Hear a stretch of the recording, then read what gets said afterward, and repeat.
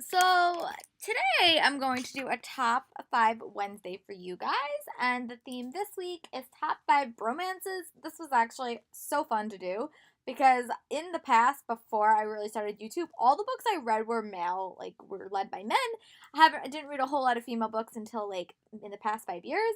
So I was very happy to delve back into my love of male protagonists and find out some male relationships that have always captured my heart and most often my sense of humor, because male friendships in YA novels are normally super sarcastic and super funny.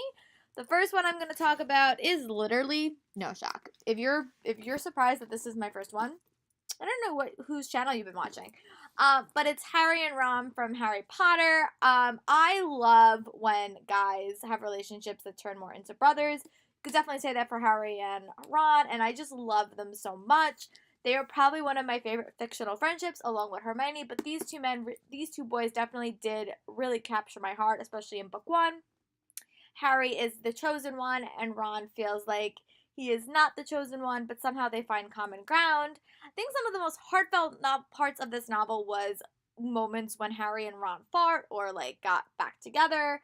I really loved the elements of tension that there was in book four, and I really loved book seven. But one of my favorite moments that is probably in all of like literature, especially all YA, is when Ron was in the chess match in the first book, and he sacrificed himself so that Harry and Hermione can go on into the maze and save the school and eventually find out who is the one that has been tormenting him all year.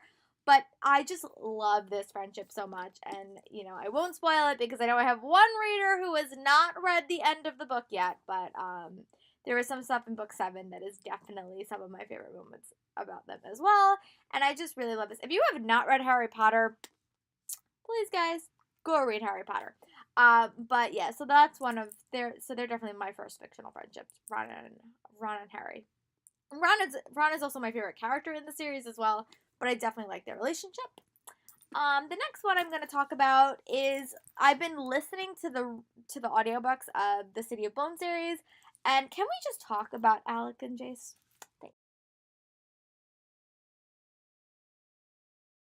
Think it reminds me how much I love them when I hear people speaking their words to me, and also in contrast seeing them on the TV show. But I love Alec and Jace's friendship. I think that it was so well done, and I think that especially because Alec is a proud gay man, and he did at the start of his series did have serious feelings for Jace. I think that that was handled so beautifully throughout the series. And by the end of the series, or where we are at now, I think that they have such a strong friendship, and I just love not only their friendship but also the elements of the parabatai bond and what impact that has on their friendship. And they're just so snarky with each other. Like I'm reading in Heavenly Fire now after Magnus and him have an issue, have a tiff, and he's just he breaks Jace breaks Alex's phone because he doesn't want him calling Magnus anymore. And they have this big blow up, and he's like, "No, friends don't let friends call exes." And I just think that their sense of humor and their like cute hilarity and the way that they like come at a situation is just so funny. And then you see like the girls sitting back and saying like, "What are these boys doing?" So overall, I really love their friendship and highly recommend that you check it out. Romance I'm going to talk about is Grover and Percy from the Lightning Thief series, and I really love them, especially in the first couple of books in that series. I think that Grover and Percy were such good friends, and I recently saw the musical and have all their songs playing in my head right now.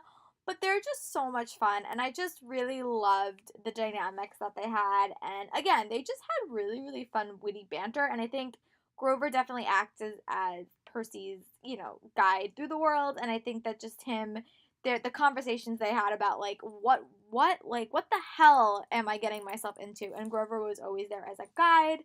And I was so sad in, the Heroes of Olympus that we didn't get to see Grover, but I have a feeling we may get to see him in the subsequent series. So don't don't count their friendship out quite yet. But overall, they were just so much fun, just really fun to read about. And I think that everybody in literature has really figured out like a trio of like two boys and a girl work really well, and that really did work well in this series. But I definitely was immediately connected to the Percy and Grover book, especially in book one and book two, because they had a lot of individual adventures together that I really enjoyed reading. The next bunch of bromances I want to talk about is like a series of them because it's part of the Pushing the Limit series, and it's between Chris, Ryan, and Logan. You meet Ryan in book 2, you meet Logan in book 2. You meet them all in book 2, but Logan has his own book, and so does Ryan. Chris is kind of like the man that you just kind of see around town, but their relationship is just so much fun. I really, really love them. I think that they are big, strong ball players, but they also like to do the emotional stuff, and they're always there as sounding boards for their friends. And I think that these books do get very intense with some of the issues and topics that are discussed.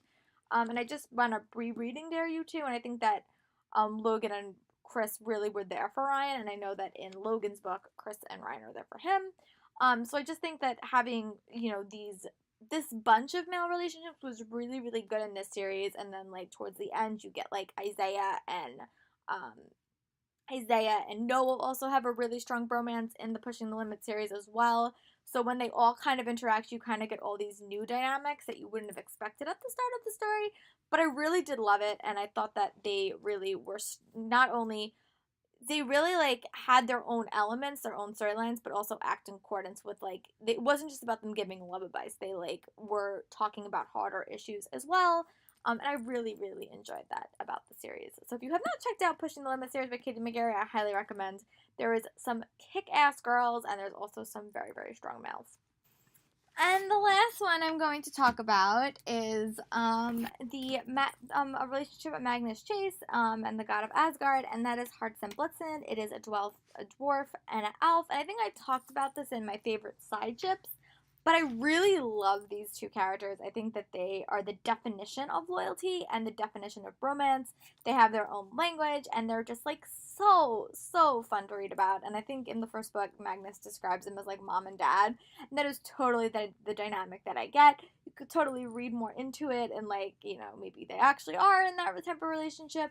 But overall, they're just a fun bunch of characters to read about. They're super sarcastic, and I'm saying sarcastic even though Heartstone is totally deaf and cannot hear anything, but you could just taste the sarcasm in their relationship and the love and the loyalty that they have for each other, and I cannot wait for Ship of the Dead and hope that we get a really good Blitzen and Heartstone resolution, because I really, really love them as side characters as well.